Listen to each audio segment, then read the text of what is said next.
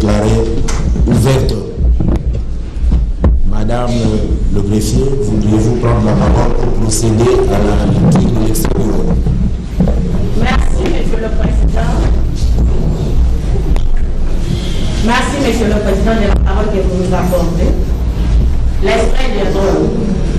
La Cour constitutionnelle, séchant en matière répressive, appelle à son audience publique de ce lundi 25 octobre 2021 l'affaire ci-après. Monsieur le Président, nous avons une seule cause portée sous le RP 0001. Le ministère public contre le prévenu Matata Ponyo Makongo Issin, quitté du Paul Foul Patrice et Robert Christo, tous en liberté. Ainsi, Monsieur le Président, telle est la lecture de l'extrait de vote de ces Merci. La Cour appelle l'affaire inscrite sous le RP 001 en cause.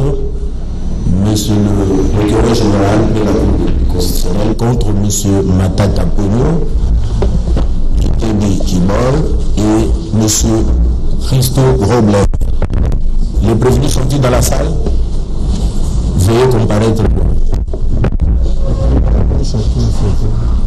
Monsieur Matata.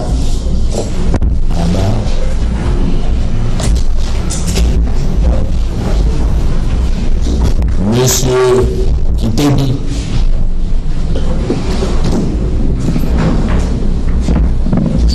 Monsieur Grobler. Si vous le permettez, Monsieur le Président, M. Grobler arrive dans quelques instants, où ses avocats représentant ici, il a déjà bloqué à la porte, il rentre dans quelques instants avec votre indulgence, M. le Président. Maître Frédéric Milani, conseiller de M. Grobler. Ok. Attendez tout à l'heure, on reviendra vers lui. Alors nous procédons d'abord par la comparution des personnes qui sont là. Commençons par M. Matata.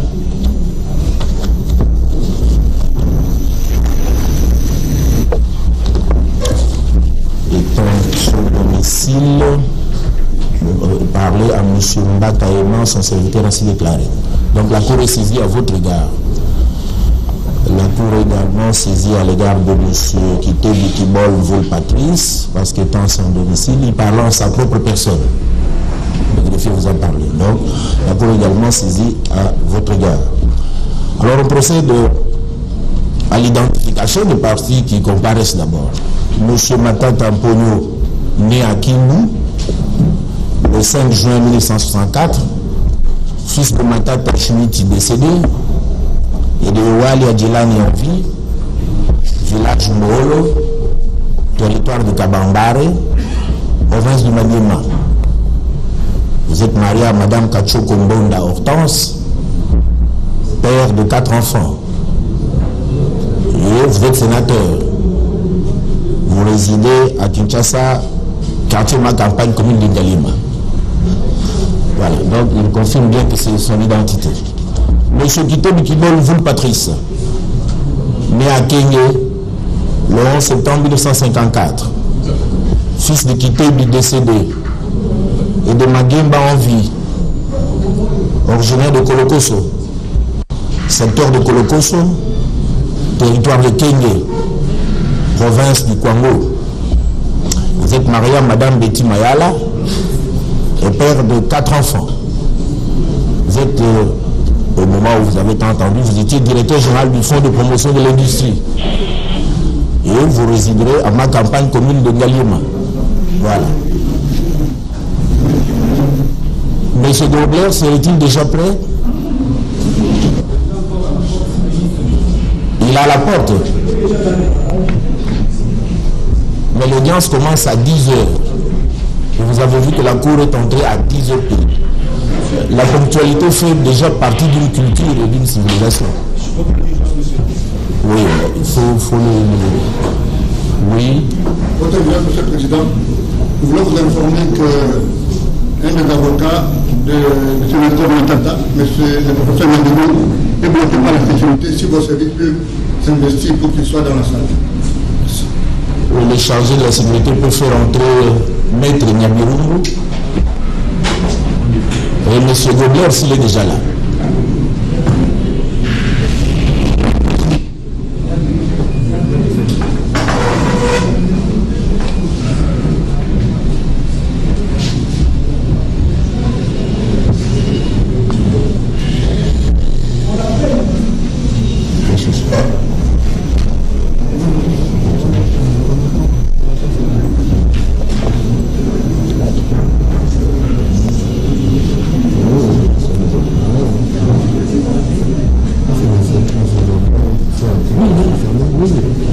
C'est très fort de la vie.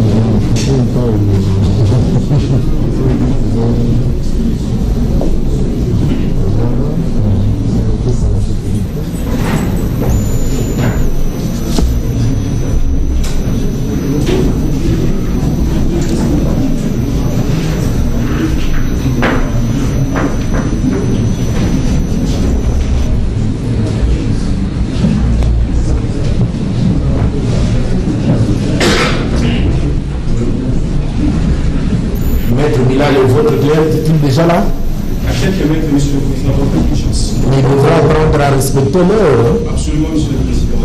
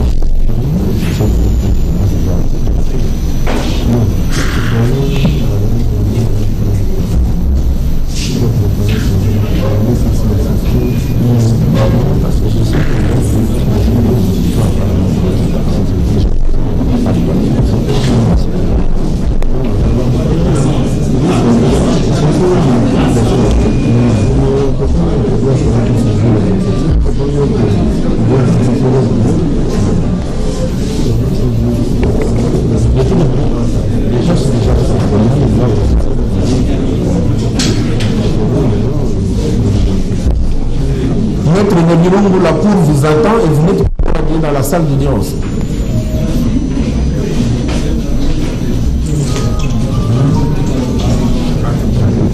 C'est encore.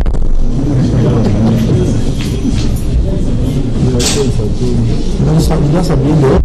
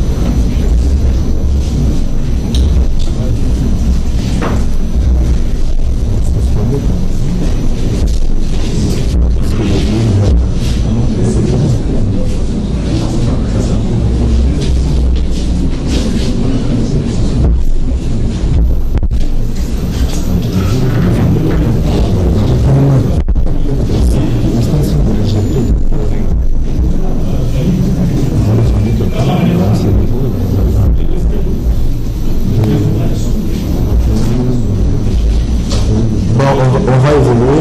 Monsieur Matata, êtes-vous assisté? Qui assiste Monsieur Matata? Veuillez faire vos comparaisons. Maître Bounisonga, avocat pour la Cour de cassation et Conseil d'État, conjointement. Maître Safari Moumé, avocat pour la Cour d'appel de Kinshasa Matete, conjointement. Maître Olimba Djouendek Laurent, avocat au barreau de Kinshasa Matete. Ok.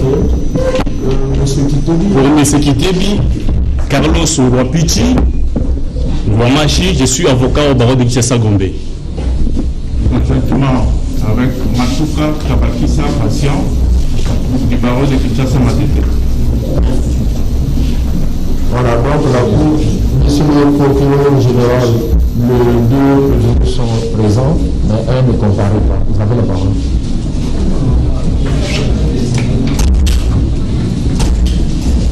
Monsieur le Président, Madame la Cour, je suis obligé de parler là-bas. La Cour retient donc des fous à charge de monsieur Robert Christo. Monsieur le procureur général, voulez-vous? Oui. Merci, monsieur le président. C'est Maître Kamara. Oui. Avocat après la cour d'appel de Kinshasa Matete pour M. Patrice Kitene. Comparaison conjointe, votre honneur, avec Maître Gédéon Massamba. Avocat après la cour d'appel de Kinshasa Matete. Toujours pour le compte de M. Kitene. Gédéon Massamba. Kinshasa Matete. Barreau de Kinshasa Matete pour le compte de M. Kitene. Voilà, vous avez la parole pour nous présenter les faits où vous mettez à charge de prévenu ici présent. Merci, Monsieur le Président, Madame, Monsieur les juges constitutionnels. Lors du débat, vous aurez à connaître davantage le détail des faits. Ce que nous voulons vous dire, c'est qu'au moment où M. Matata Mponyo était Premier ministre, il a conçu avec son gouvernement la création de parcs agro-industriels à travers le pays, en commençant par Bukangalonzo. Alors, en créant ce premier parc, dit parc pilote, eh bien, M. Matata a tout faussé dès le départ pour accomplir ses desseins. Vous aurez tous les détails. Mais nous vous disons ceci. En matière de marché public, on doit toujours recourir à un appel d'offres. Nous aurons l'occasion de vous donner également le détail de cette loi, mais elle a été conçue pour vraiment arriver à bien choisir l'entreprise que l'État veut utiliser pour réaliser un projet. Monsieur Matata, Premier ministre, a bafoué la loi et a préféré, dans une affaire aussi importante où l'État devait engloutir des centaines de millions de dollars, il a recouru à la procédure de gré à gré. Mais bien plus, même en matière de la procédure de marché de gré à gré, mais il est prévu l'autorisation de la Direction générale de contrôle des marchés publics.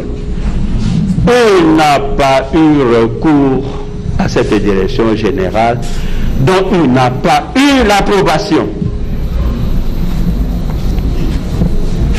Et comme il ne voulait rencontrer aucun obstacle à la réalisation de son dessein de nuire aux finances publiques, eh bien, la plupart des dépenses ont été faites par la procédure d'urgence. Ça suppose qu'on ne les dépose pas un dossier devant le ministère du Budget. Le Premier ministre donne l'ordre au ministre des Finances, le ministre des Finances sort l'argent et pour la plupart, cet argent-là est transféré en Afrique du Sud aux frères de la société Africom qu'il a choisi sans passer par la procédure d'appel d'offres. Et de cette manière-là, tout l'argent allait en Afrique du Sud. Vous aurez l'occasion, parce que les faits, il y en a beaucoup, mais vous aurez l'occasion de voir que même pour des travaux à effectuer sur place à Bukangalonzo, il fallait que l'argent transite par l'Afrique du Sud, dans un compte en Afrique du Sud. La société africaine, qui a été choisie sans le respect de la loi en la matière. Mais ce n'était pas tout. cette société a fonctionné de la manière que vous n'avez aucune trace. La comptabilité, où est-elle? Qui a tenu la comptabilité au moment où les Sud-Africains quittaient le pays? Où pouvait-on trouver les traces de la comptabilité? Il vous dira. En même temps, toutes les commandes au profit du parc agro-industriel de Bukangalonzo étaient effectuées par Triomphe, la société Triomphe. Nous ne savons pas exactement en quelle qualité il aura à vous le démontrer. Et puis, le ministre Équité, lui, va faire une lettre pour demander que tout ce qui est importé passe sans paiement de droits de douane. Et vous lirez dans le dossier que la plupart des factures d'achat, ce n'est pas des factures d'origine, c'est des pro-forma à la douane. On a fait entrer des pro-forma.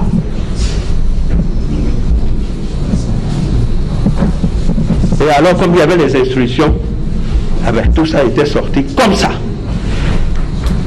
La DGDA n'a pas eu à percevoir ses droits. La DGDA. SCTP, ex-ONATRA, rien perçu. L'OTC, on n'a rien perçu. Mais quel est gâchis pour les finances de l'État?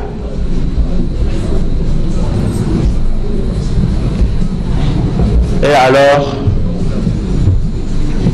vous verrez que même là où on a déboursé de l'argent, on vous dit... Maître, vous n'avez pas droit à la parole pour le moment, vous avez comparé. La procédure veut que les faits qui sont mis en charge soient connus. Et ensuite, vous aurez la parole pour soulever tout autre moyen que vous aurez à soulever. Donc, ça, oui, ça viendra. D'abord, la Cour vous dit qu'elle commence l'audience à 10 heures. À ce niveau de responsabilité, et les avocats et les partis doivent respecter le minimum, c'est la ponctualité. Alors, M. Grobler, à la barre.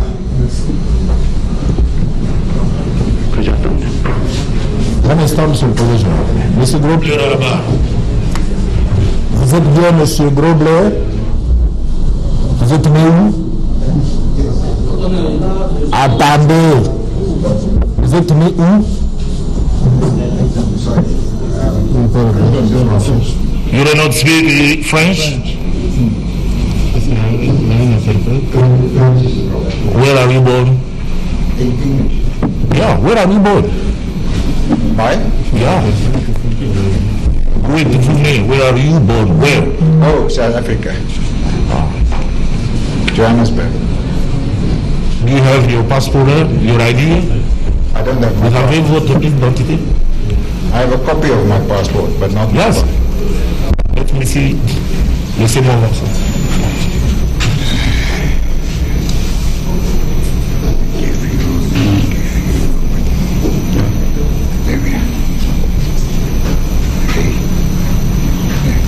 Monsieur le Président, c'est électronique. Amenez, c'est pas un problème. La cour est moderne.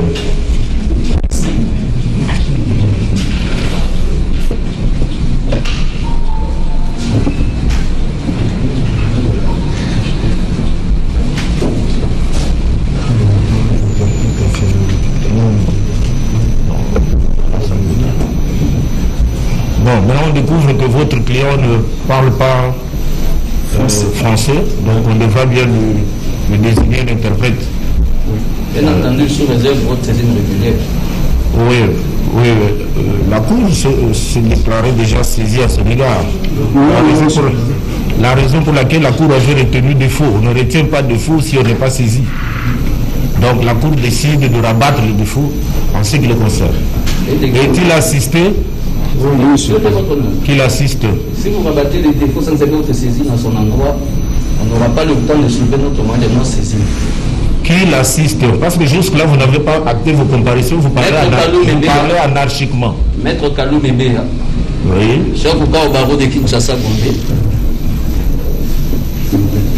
Maître Chablan, avocat au barreau de Kinshasa Madé. Oui. Maître Corneille Madimba, avocat au barreau du Kasaï central. Maître Eric Bilali, avocat au barreau du Congo central. Maître Mathieu Chipamba, avocat au barreau du Kasaï central. Alors, Maître Augustin Manunga, avocat pour la Cour d'appel du Kouilou. De Kouilou. Oui. Mais il dit qu'il est à haute voix, on n'entend pas. Cour d'appel du Kouilou. De Kouilou, oui. Merci de la parole, Monsieur le Président. À ces jours, votre Auguste Cour ne peut pas être saisi à l'égard de notre client. Pourquoi? L'adresse consignée dans la citation à prévenir est une fausse adresse inconnue de notre client. Notre client vit en Afrique du Sud. S'il est poursuivi comme gérant de la société Africom Commanditi, dans les pièces qui gisent au dossier, l'adresse de cette société est bien connue. Il est surpris d'apprendre qu'il est cité par devers votre cour à une adresse qu'il ignore totalement. Lui n'a pas une résidence au Congo, encore moins un domicile. Il ne peut pas comprendre qu'aujourd'hui, votre cour se déclare saisi à son endroit. Alors, cet espoir est irrégulier à son endroit parce que ça lui cause préjudice. Il ne peut pas accepter de couvrir les vices parce que c'est en matière pénale, il doit bien s'organiser pour présenter sa défense et qu'il n'a pas peur de venir comparaître. Dès que la procédure sera régularisée, il se présentera devant l'Auguste Cour pour se défendre. Nous avons dit, avec l'autorisation de la Cour, s'il y a un confrère qui veut placer un mot, je peux lui passer la parole. Pour un élément nouveau, hein, on n'est pas dans le verbiage récurrent. Un élément nouveau. Oui, monsieur le Président. On dit que l'adresse n'est pas la sienne. Quel est le prochain argument? Le prochain argument, c'est par rapport à la validité même de la requête aux fins de fixation, voire même de l'acte d'accusation du procureur. Là, on n'est pas sur la saisine, on est sur la saisine de M. Grobler. Oui, absolument. Notre client, parce qu'il est co-accusé sur un même acte avec les autres prévenus ici présents, Monsieur le Président. Mais on n'est pas encore au niveau des préalables. On en était à la comparution concernant M. Grobler, Christo. Ah, on en aura fini. Je repasserai la parole au ministère public pour nous dire qu'est-ce qu'il lui reproche. Parce que ce n'est qu'après cela qu'on peut maintenant vous donner la parole pour soulever les préalables que vous avez. Mais la Cour doit savoir au moins qu'est-ce qu'on vous reproche. Sinon, vous allez dans un débat où vous ne savez même pas de quoi il s'agit. Oui. Merci, voilà. Monsieur le Président. Voilà. Monsieur Grobler, pour la Cour, vous avez été régulièrement atteint. Expliquez-lui. Votre honneur, les clients s'étaient déjà préparés à venir un interprète. Si avec votre autorisation, on peut le faire entrer parce qu'il est bloqué à la porte. Comment il s'appelle votre interprète? No, I don't have one. On ne connaît pas le nom en fait. En fait, il ne maîtrise pas son nom, mais on peut le chercher. C'est-à-dire qu'il ne l'a pas encore consulté. Il est déjà là. S'il l'a consulté, il doit connaître au moins son nom. C'est le minimum, non? Bon. Alors la Cour va demander qu'on cherche qui? L'interprète. C'est vraiment l'interprète de M. Est-ce que vous vous rendez compte que vous ne prenez pas vraiment cette affaire au sérieux? Dès le départ, je sens une sorte d'amusement. À ce niveau de la Cour constitutionnelle, je pense que les avocats devaient prendre les affaires vraiment au sérieux. Depuis 30 minutes, je sens de l'amusement. La Cour suspend pendant 2 minutes pour que vous cherchiez cet interprète qui n'a pas de nom. Monsieur Matata, monsieur, vous pouvez vous asseoir un moment, le temps, les interprètes.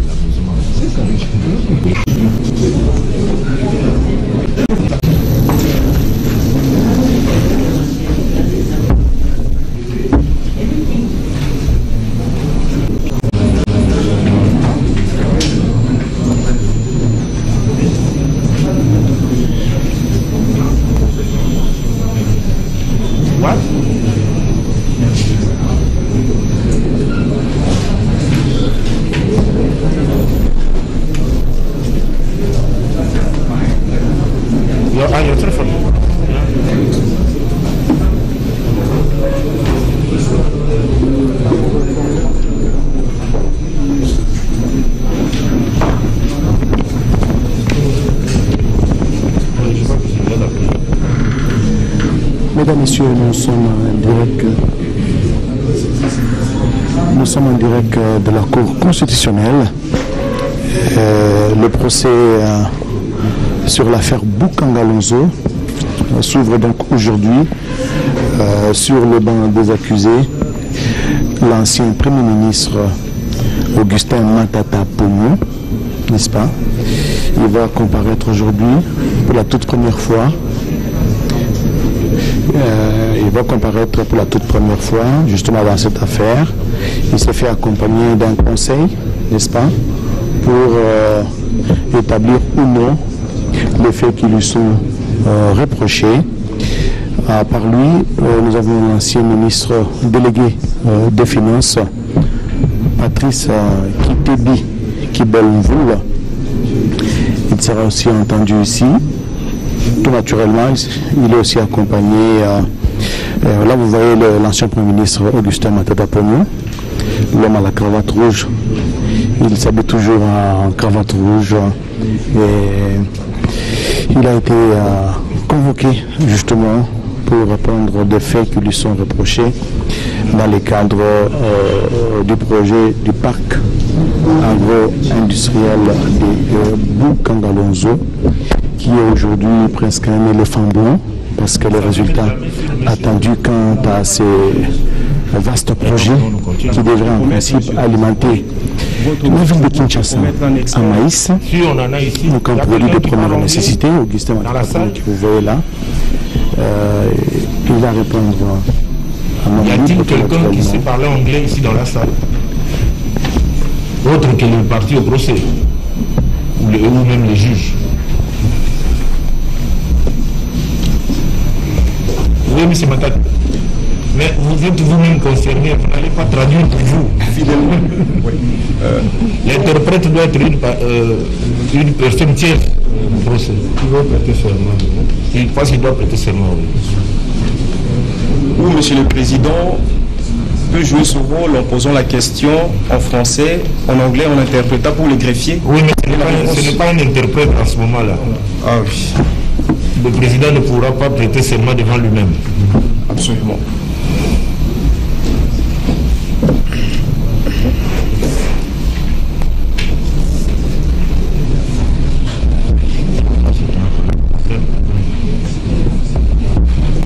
Ici à la cour, on ne sait pas. Là, on est obligé de l'envoyer.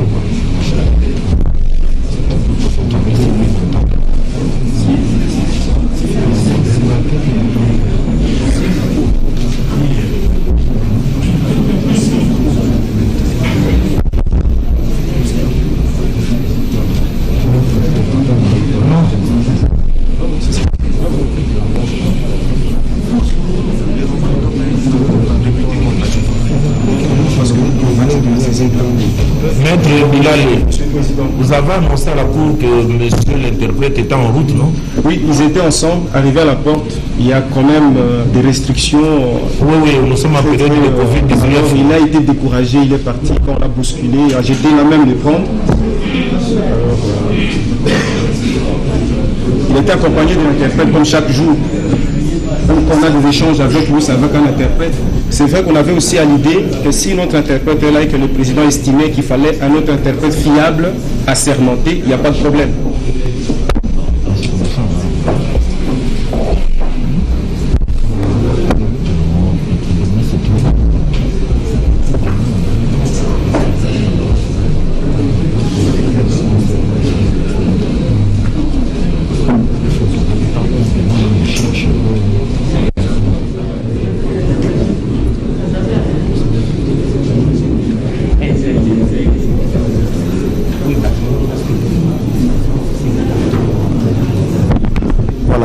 procès est attendu. Vous voyez, le procès s'est ouvert ici à la Cour constitutionnelle et nous voyons le président lui-même, près de cette cour, le professeur Kalouba Dubois, qui est en train de tenir justement, de conduire ce procès qui ouvre contre l'ancien Premier ministre Augustin Matata Ponyo, qui a été cité dans cette affaire par le procureur général près la Cour constitutionnelle.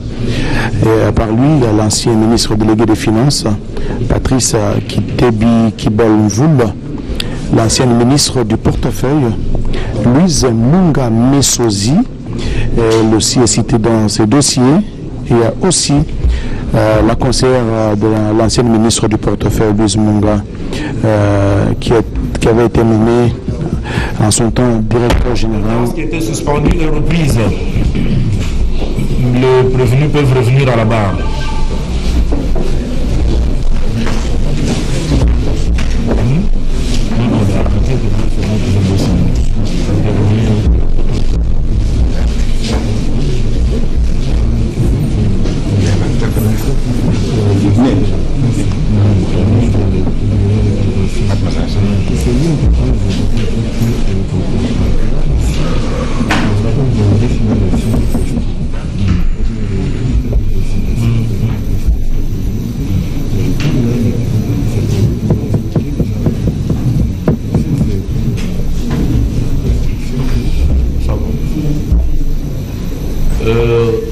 La Cour est butée à un problème du procès équitable.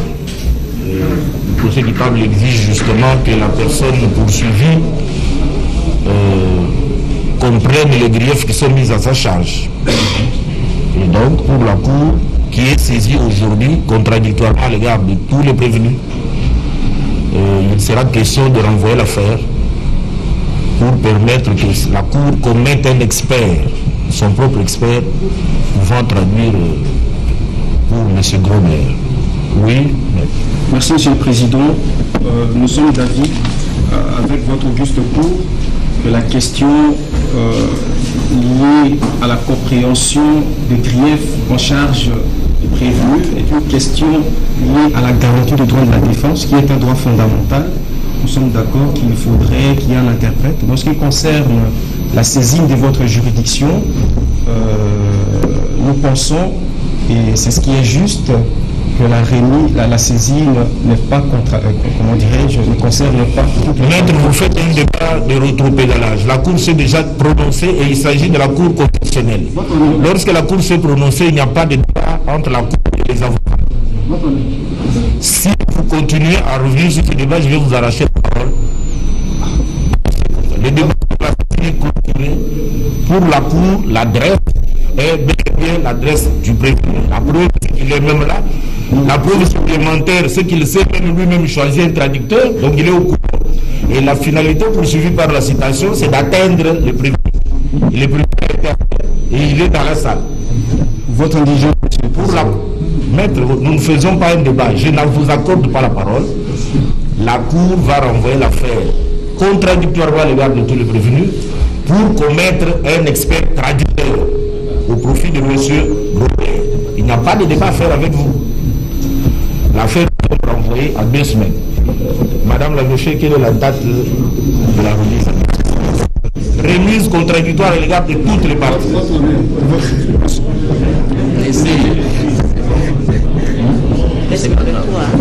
La Cour ne vous accorde pas la parole. C'est la Cour qui gère le débat et pas l'avocat. Le lundi 7 novembre de ce lundi 7 novembre 2021. Vous êtes trop nombreux et si vous êtes occupés, d'autres avocats. Monsieur le Président, nous nous inclinons, nous sommes asphyxiés. Non, c'est le oui, il faut plutôt être discipliné. La prochaine fois, vous venez à 10h pile. Le calendrier. Parce que l'impression que vous avez donnée devant les caméras du monde, c'est que la défense n'est pas structurée au Congo. Oh, oui. Alors que vous êtes devant la plus haute juridiction, vous venez en retard et vous posez des problèmes qui auraient dû être résolus par vous avant. Il ne faut pas donner cette impression-là. Ça tombe le 8 novembre. On vérifie la date exacte, c'est un lundi, ça tombe le 8 novembre. 8 novembre à 10h dans la salle.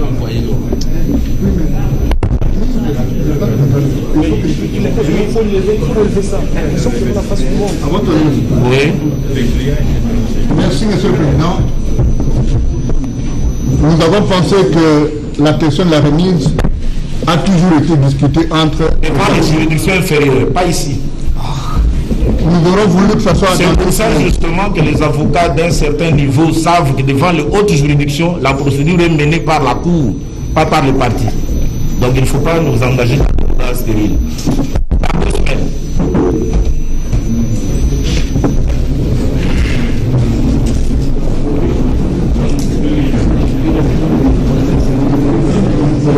L'affaire est renvoyée donc contradictoirement à l'égard de toutes les parties pour le 8 septembre. Le devoir, c'est pour permettre à la Cour de commettre un interprète. Plus rien n'étant au rôle, la séance est levée. La partie défenderesse donc a sollicité la présence d'un interprète parce que vous le savez, il y avait une firme sud-africaine qui était engagée dans la construction du parc agro-industriel et devant la barre, il fallait absolument avoir un interprète. Puisqu'il n'est pas le cas, alors le procès a été renvoyé au 8 novembre 2021, donc dans 2 semaines exactement, et à 10 heures, le respect de l'heure et des mises a insisté le président près à la Cour constitutionnelle, le professeur Kalouba Dubois. Pour rappeler les faits, vous rappelez justement plus de 200 millions de dollars américains avaient été engagés, défalqués par le gouvernement de la République pour la construction du parc agro-industriel de Boukangalonzo.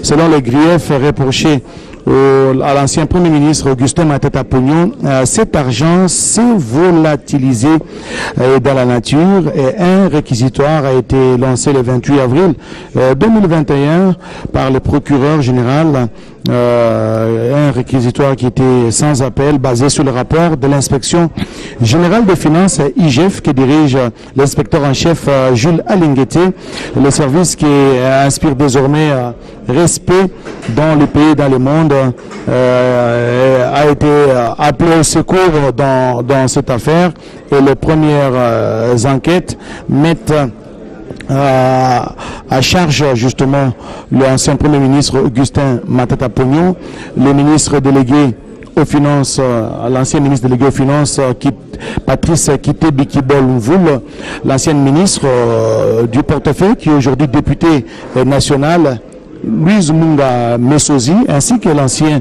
le DG du parc agro-industriel de Boukangalonzo, Ida Kamouni Nassira, qui doivent comparaître et expliquer comment ces projets n'ont pas pu décoller, où est parti, comment les fonds qui ont été mis à leur disposition pour la réalisation de ces projets ont été utilisés et toute la véracité, toute la lumière sur ces faits qui sont reprochés à l'ancien ministre, à l'ancien Premier ministre Augustin Matata Pognon seront mis à lumière ici dans ce procès qui a été reporté, vous le savez, au 8 novembre 2021, toujours ici au siège de la Cour constitutionnelle. Nous sommes à la place royale juste derrière le boulevard du 30 juin. Donc c'est un procès attendu. Peut-être pour rappel, le dernier semaine, l'inspecteur général des finances, Jules Alingueté, avait décrit les personnes qui ont été invitées par la Cour en disant que c'était des fins stratèges. Ça n'engage que l'inspecteur en chef de l'IGF. Donc aujourd'hui, la bonne gestion de la chose publique, la gouvernance doivent être de mise parce que l'État a besoin, en tout cas besoin des moyens de sa politique. Donc le procès a été renvoyé, vous l'avez suivi, au 8 novembre 2021 et ce sera à partir de 10 heures, donc le respect de l'heure et des rigueurs. Mesdames et messieurs, nous étions en direct donc de la Cour constitutionnelle ici dans la salle d'audience. Merci donc de nous avoir suivis. Le procès sur l'affaire Boukangalonzo, le parc agro-industriel de Boukangalonzo, situé à une centaine de kilomètres de Kinshasa, est renvoyé au 8 novembre prochain, le temps de trouver un...